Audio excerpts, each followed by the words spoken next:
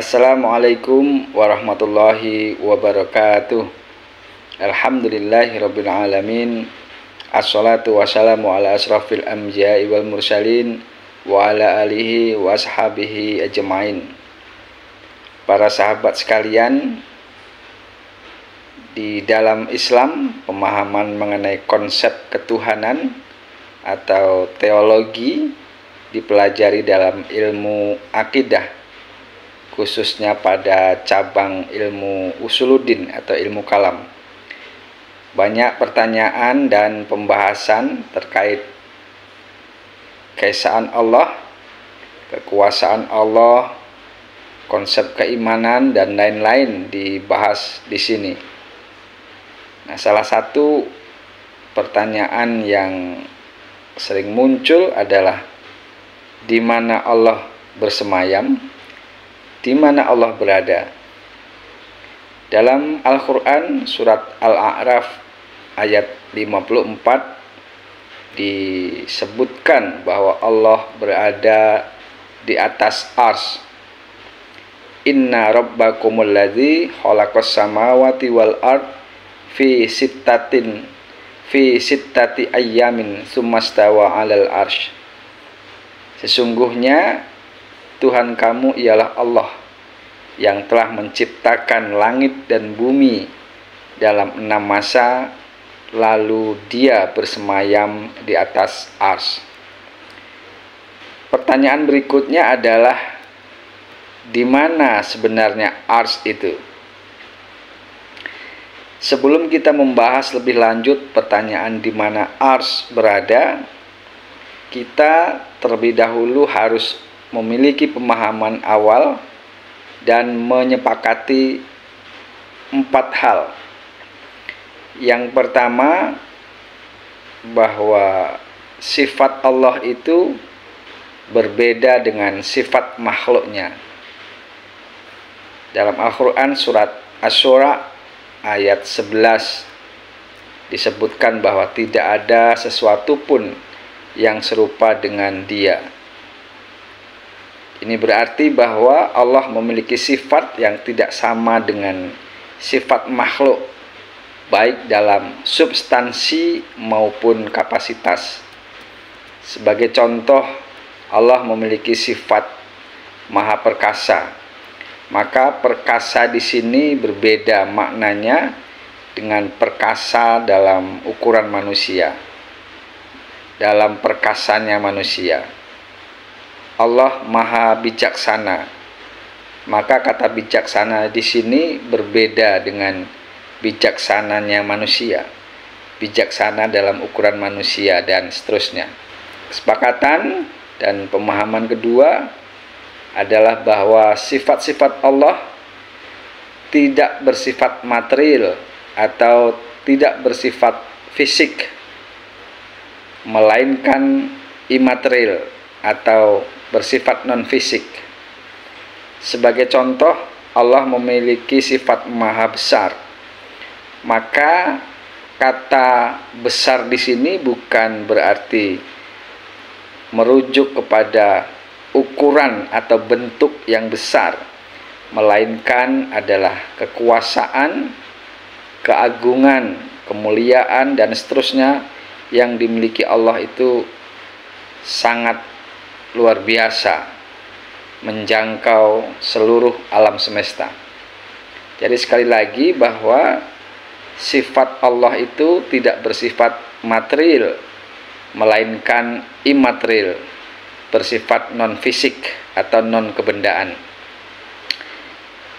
Pemahaman dan kesepakatan yang ketiga adalah bahwa Allah tidak terikat oleh ruang dan waktu.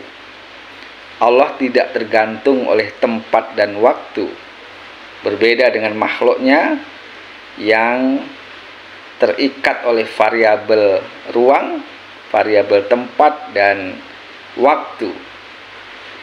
Kemudian pemahaman yang keempat yang harus kita sepakati adalah bahwa zat Allah itu tidak dapat diliput oleh akal manusia, tidak dapat dijangkau oleh pikiran manusia. Hal ini sesuai dengan sabda Nabi Muhammad SAW, tafakkaru fi ayatillahi wala tafakkaru fillahi fa innakum lam tuqaddaruhu haqqa qadrih. Pikirkanlah kekuasaan-kekuasaan Allah, ayat-ayat Allah. Dalam hal ini berarti makhluk-makhluk Allah. Dan janganlah kamu pikirkan zatnya. Sesungguhnya kamu tidak akan mampu memikirkan hakikatnya. Nah, ini berarti bahwa sebenarnya kita dilarang untuk memikirkan zat Allah, karena akal kita, pikiran kita tidak akan mampu untuk menjangkaunya. Rekan-rekan sekalian, setelah kita menyepakati dan memahami hal tersebut, yaitu tadi bahwa sifat Allah berbeda dengan makhluknya, bahwa sifat Allah adalah imaterial, bersifat non-fisik, bahwa Allah tidak terikat tempat dan waktu, dan bahwa zat Allah tidak terjangkau oleh pikiran manusia, maka mari kita kembali kepada pertanyaan awal. Allah bersemayam di Ars, dan di manakah Ars itu berada? Secara bahasa, Ars berarti singgasana, istana, atau bisa dimaknai sebagai tahta. Nah, ada dua tafsir yang mencoba memprediksi, mentakwil makna dari Ars atau Allah bersemayam di atas Ars ini. Takwil yang pertama menyatakan bahwa Ars itu merupakan suatu tempat, merupakan pusat pengendalian segala persoalan makhluk hidup yang ada di alam semesta ini. Di tempat itu Allah memantau dan mengendalikan seluruh alam semesta ini. Allahu la ilaha illa huwal hayyul qayyum. Allah tidak ada Tuhan selain Dia. Allah Maha hidup dan terus-menerus mengurusi makhluknya. Takwil kedua menyatakan bahwa Ars terletak di langit ketujuh dengan kekuasaan yang menjangkau seluruh penjuru alam semesta. Nah, salah satu rujukan yang dijadikan sebagai dasar untuk menakwil bahwa Ars terletak di langit ketujuh ini adalah peristiwa Isra Mi'raj, di mana Nabi Muhammad SAW diperjalankan dari Masjidil Haram ke Masjidil Aqsa, lalu naik ke Sidratul Muntaha di langit ketujuh. Di sanalah beliau berkomunikasi dengan Allah Subhanahu wa taala. Dan ini dijadikan dasar bahwa Allah itu berada di langit ketujuh. Istana Allah itu berada di langit ketujuh. Rekan-rekan sekalian, dari kedua takwil ini, Ars dimaknai sebagai sebuah tempat. Istana Allah berada di suatu tempat. Padahal mestinya kata Ars tidak dimaknai sebagai sifat material, tidak dimaknai sebagai sifat fisik yang merujuk pada tempat tertentu. Karena jika Allah berada di tempat tertentu, maka Ia akan memiliki sifat yang sama dengan makhluknya, yakni terikat oleh ruang atau tempat. Padahal di dalam kesepakatan tadi, di dalam azas tadi, Allah tidak terikat oleh ruang dan waktu. Allah terbebas dari variabel ruang dan waktu. Kata Ars tidak semestinya kita maknai sebagai sifat material atau sifat fisik yang merujuk pada suatu tempat tertentu. Jadi, jawaban dari pertanyaan di mana Allah berada adalah Allah berada di Ars. Namun hanya Allah sendiri yang tahu maknanya.